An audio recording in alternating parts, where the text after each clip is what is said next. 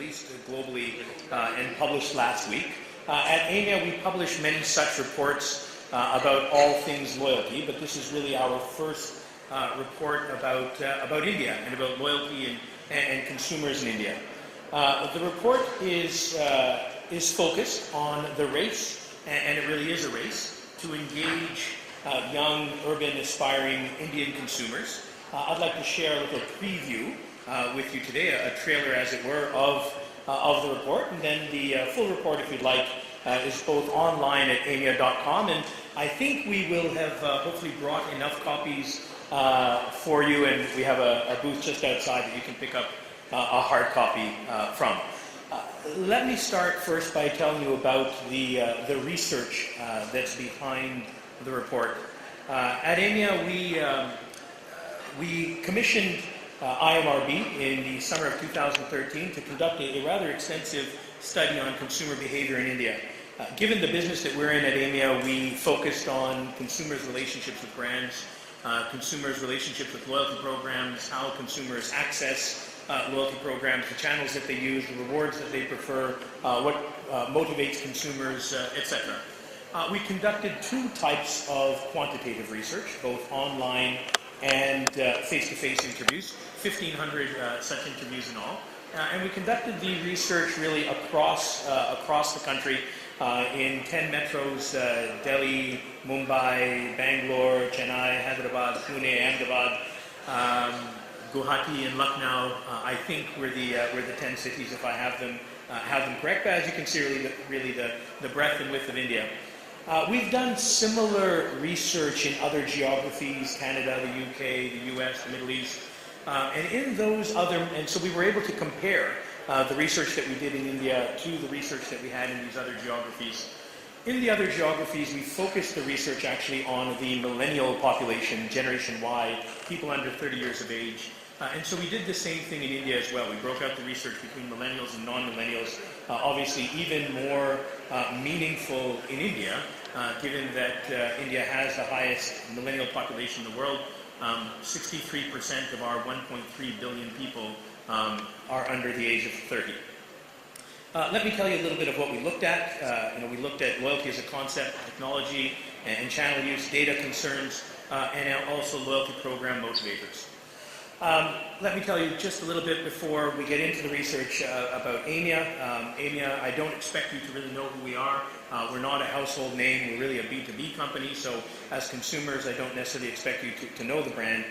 We are the global leader in loyalty management. We have a full suite loyalty practice in standalone loyalty services. We run coalition loyalty programs around the world. And we do customer analytics for large retailers globally. We're big, as you can see by some of these numbers.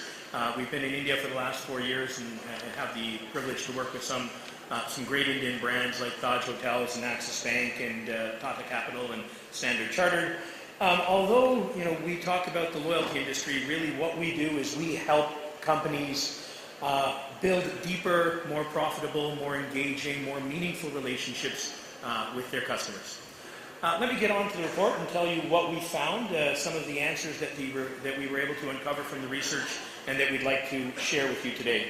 We're going to talk a bit about the characteristics of the young Indian urban consumer, what makes them unique, and then how we can use those learnings about the consumer to affect our marketing and loyalty strategies.